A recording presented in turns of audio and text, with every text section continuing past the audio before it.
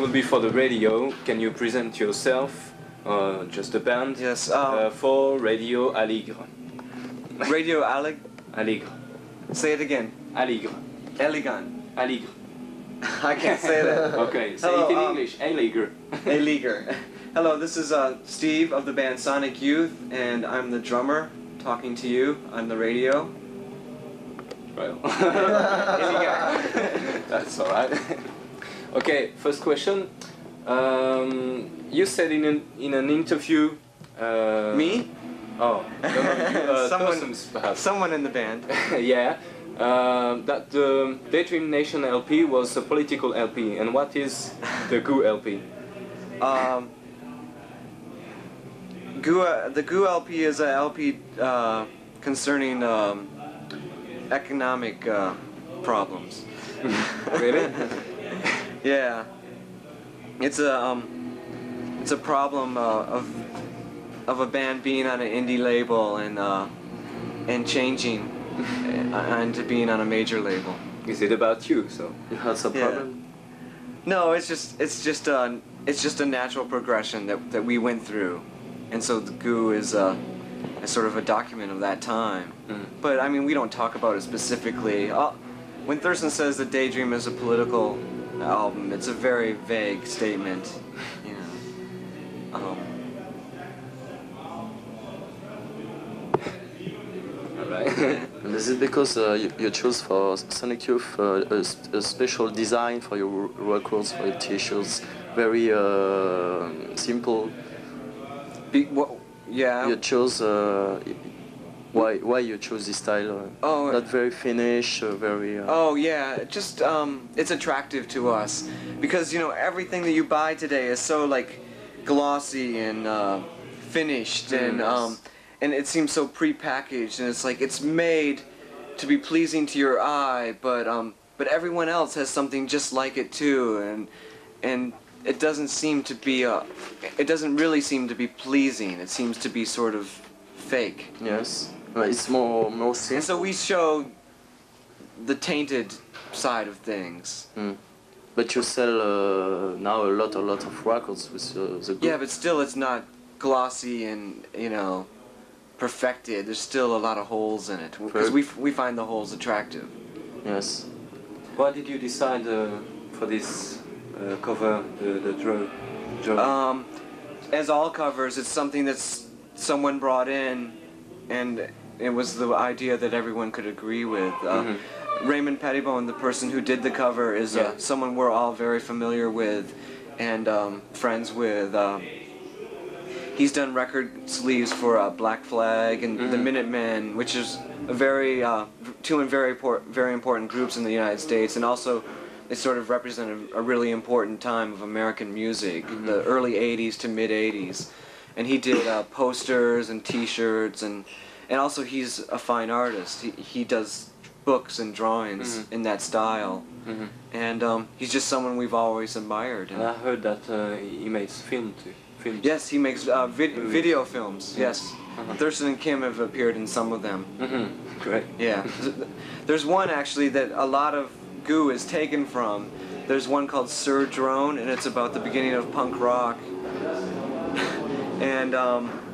And there's a character in the movie called Goo, and there's two characters in the movie called Scooter and Jinx, and that's why Goo. Yeah, and so we kind of borrowed things from Raymond, My friend Goo. Yeah. And now, when you see the selling of your last records, very more important than before, and it's changed for you. What is the biggest seller seller of the records? Famous of Sonic Youth now. Success. Well, in some places. It's changed for you. Not too much, because each record. I joined the band after Bad Moon Rising was released, and at that point there was a lot of interest in Sonic Youth. Something took off. It was the band hooked up with Blast First Records in England, and the English press really jumped on Sonic Youth, and each record it grew. We toured a lot all over the world, and it's been very natural. with Evol, Sister, and Daydream, and now Goo, and each record has done better than the last. But to us, it's just been like, yes, this tour is a bit better, and this record is available in these countries, you know, 5 more countries than the last one, and this record is available in France, you know, the others are all import or something. So that's about it. I mean, but the music changed. Yeah, the music changes, but it's just because we change. We don't let ourselves be affected by sales and like meetings and, you know, things like that. It's not a music. You choose the new style of music, not a commercial optic. I'm sorry. It's not a commercial optic. It's not a commercial goal for us. Yes. Sometimes you might hear a song by Sonic Youth and like, oh, that's much more pop or much more accessible than another song. But it's just because we're interested in that also. It's not because, okay, this record we're gonna try and have a #1 single. You know, that's something that never enters our mind. It's just we like some of pop music, but we like some of the grungiest, messy music also. It's just different interest. Yes. Yeah, it's not motivated by sales or anything like that. We're music lovers. We all collect records and go to concerts and go to clubs, and you know, we're really big fans of other people's music, and we always bring our own opening bands. It's what we're interested in. Don't you afraid about Star System and a band around? Don't you afraid about the Star System and the friends Star around System? you? Like Pixies, now very famous and very changed people, or you think it's... Yeah, but I think people ask us about the Pixies a lot. We don't really know anything about them. They're from a different plane than where we came from. We're a band with... I don't know. The Pixies is... We've developed over 8 albums and you know, many tours, and they sort of put out one record that everyone bought and became famous. That's much stranger. To us, it was a very natural thing, and we've seen people come and go, and people who latch on to you because you're popular, but that doesn't affect us. We have our friends who are, you know, they're our friends no matter how many records we sell. So, and I don't know. We have I don't know. We're more grounded. Yes. You think we were a band. It continued to be an underground band? It doesn't matter. So why did you sign to WA? To get our record out in France, to get our record out in Spain, to get our record out in Italy, to, you know. How many records did you... To get our record in Kansas in the United States, you know. Because we've been on so many independent labels, and they've all had their positive sides. Blast First was a really great, like, family, and they all understood the band, but it was hard getting the music to people, and that's ultimately what we work at doing. So what new countries did you visit this time? Not as many as we would have liked to. We visited Spain again, which is still a new country to us, even though we've been there once before. But we went to Ireland, and say last year for Daydream Nation, we didn't play in Paris. This year we do, even though we have been here before. But we might go to Bali and Hong Kong and Bangkok eventually as this tour continues. But we really want to go to Portugal, but we weren't able to right now. That we might be able to do at the end of next year. But the record is available in more places. You have time to visit a country when you make a tour? A little. Like if you have a day off, you get like half of that day to do something. The rest of the day you're driving. Where did you find the best audience? Different places. You know, people in London are pretty good. They're really... I heard that there were 7,000 people. No, I think it was more like 4,000, which is still very big for us. Brixton Academy, I think it sold out, I'm not sure. But that was very good for us. Ireland was really great. Spain, we like playing Yugoslavia very much because not everybody goes there. So You go to East country? not countries? Soviet Union. Some that was very difficult, but Yugoslavia is the only sort of Eastern Bloc country we've been to. We haven't been to Czechoslovakia and Poland. Different parts of the states are very good, like the Midwest, the West Coast. California is great for us. Texas is really fun. Can you talk about New York? Precisely the scene and now, and after the town. What do you think about New York? The town is really strange. When we come home from a tour, it frightens me when we drive into New York because you just see the scariest things on the street, and it's like kind of like shock coming back. Like you're in a van and driving back from the airport, and it's like hard to believe that you live there, and it's really a horrific place. I mean, people are really living on the streets, like a lot of people, and drugs and crime are pretty rampant. But it's also a beautiful city, and there's some really great people there, and everything is there. You can go out and get whatever you want. It's 24 hours almost.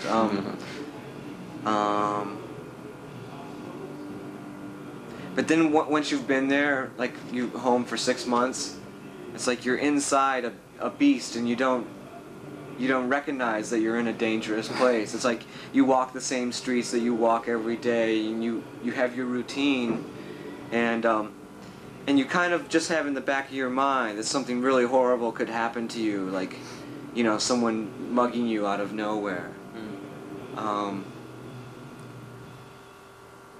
It's a really strange place. I didn't grow up there. I grew up in a very small town in Michigan, in the Midwest. It's very strange. Don't you think that the media, comment on dit exagérer? Exaggerate the danger in New York. Yeah, some people do. France, New York, when you first go there, it's like, oh, will I be able to handle this? But yeah, it is exaggerated. But on the other hand, it's very real. It's like, it's like, yeah. What about the scene? It's the scene of New York in 1990. It's okay. It's not like there's not a scene that's called something. Like it's not, except for like hip hop and rap, which you can fit in a category. And there's just so much music that is like black hip hop music that's really great. But people who are our peers are they're doing something, but it's not all fitting in one box. It's there's not one sound like no wave or punk had their time, and it's now everything is made up of many elements, because that's kind of how America is now. And can you name some bands? Yeah, there's like some bands that we like are this band called STP, which has Julie Kafritz from Pussy Galore in it. We toured with them across the United States. It's an all-girl band, 3 guitars, no bass, and 1 drummer, and they're quite good. And Bewitched is another band that's related to Pussy Galore. Bob Bird is the singer and drummer, and he used to play in Sonic Youth and at Pussy Galore. And we toured with them in the States also. And then there are a bunch of other bands. There's Surgery, there's Cop Shoot Cop, there many bands. And what do you think about the new wave industrial band like Ministry, Revolting Cooks? What's the second one? Revolting Oh yeah, Cooks. I'm not interested in that kind of music. It's sort of I don't know. I like dance music a lot, but I really like songs and arrangements, and that music doesn't strike me. Yes, but when you heard the first LP of Sonic Youth, it was very inaccessible for every people. It's very strong, very Yeah. very loud. Yeah. I like loud music, but I don't like that loud music. Like playing, but not listen. No, I love no. It's just, but it doesn't hit me inside. Yes. That music. Dinosaur is a very loud band. They're one of my favorite bands. Yes. Babes in Toyland right now, but Ministry and things like that. I don't know. I don't. The things that they sing about aren't things that I'm interested in. Yes. They're things that I don't feel are relevant or they don't affect me right now. But the things that these bands, the feeling that these bands have, affects me more. Yes. That some of that stuff is very popular in the States. They play to many more people than we do. I think now it's Ministry now. It's an other band like that. It's the same feeling that Sonic Youth 5 years ago. I don't think so. Some idea. No, I don't think so. You don't Someone think? else might think that. I don't. Well, I'm going back in to the places, the countries. Yeah. Where could you live? I don't know, because it's funny, like after coming to New York, it's hard to imagine being anywhere else, even though it's like everyone wants to get away from New York. I don't know where I could live. And the others? I don't know. It's great to live in New York and be someone who's transient like us, because we leave every 8 months or 9 months or so and go away for 6 weeks. And tour Europe or tour Australia, and then you start to miss things that you can do in New York, and then you come back for a while, enjoy it, and you start to get sick of it and go away again. We have it really lucky in that way. Yeah, but some people that's the way you like it. yeah, but some people who just have day jobs in New York, if they work at a restaurant or a bookstore or something, it's like New York drives them crazy. It's like there's no trees there, and there's no, there's no nature there, and it's like, it's all artificial. And you start to feel not quite right. Tom Waits once described New York in a really funny way. He said that it's like New York is like a ship, and the water's on fire. Yeah, and he's kind of right. I think if you live in country, you have the same view of the music, and you understand what I mean? Yeah, I think at this point I would, because I know both sides. I've lived in a very quiet place, and I've lived in New York, and now they're both like a part of who I am. So I don't think that I would become a total laid-back person and like, I love country music, but I don't think I would. That's not how, I wouldn't be a country musician if I moved out, or just play, quiet music. Even though I love a lot of music like that. Yes. Now you got, if you sell more, you got a bigger audience. Yeah. And more diverse. More what? Diversified. More different kinds of people? Yeah. Yeah, I guess so. And what? Do you think you could play in places like Africa, for example? Oh, I don't know. That well, nobody knows that kind of music. Yeah, I don't know. That would be difficult. We've been to Australia and Japan and New Zealand. We'd like to go to places like Brazil and Portugal and Hong Kong. If we do that, then like Egypt, and parts of Africa would be great. But we're a band that relies on a lot of references, musically and lyrically, to things that have happened in Western culture in the last like 50 years or less 20, 30 years. And so a lot of those references are lost in a totally different culture. And that's something we found in the Soviet Union, that they understood, what they understood about punk rock was Sid Vicious, but so many other things happened in punk rock other than Sid Vicious. And, it was very difficult to translate sort of like our language, not English, but but our musical language to something that a Russian fans, what he can understand, it's different. Yeah. And so an African would be totally different. But don't you? Could be interesting. Yeah, we wouldn't. Oh, you know, it wouldn't probably give us it would give us more than it would give them going to Africa, because we're all interested in going anywhere. You know? But you think in European and USA public it's not the same? What's different is Yeah, but they're the most the feeling. same of any two, though. yes. Yeah, but they're not quite the same. When you play in Finland or Germany and when you play in Italy, it's you see a difference.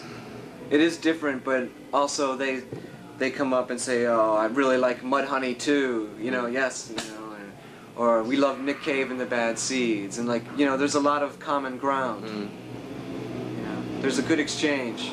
Yes. I think they're done. So If you didn't do Sonic Youth, what would I do?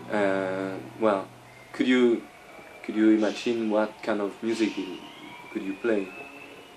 Would you play? I don't know. Because I think that Sonic Youth is very interesting now in rap music, for example.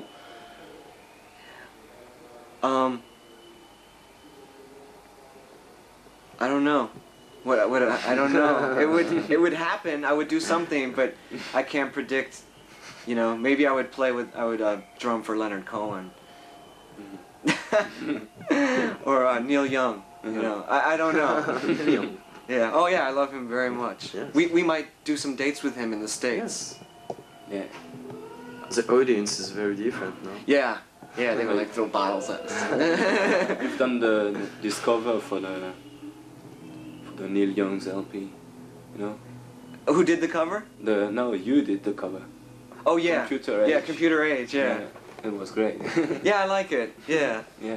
Sometimes it's hard to do covers of someone you really love, because it's hard to do it justice. But we like Neil a lot. Today I was at the flea market buying like rare Neil Young French singles and things. Yeah. Good. Yeah. Yeah, it's fun.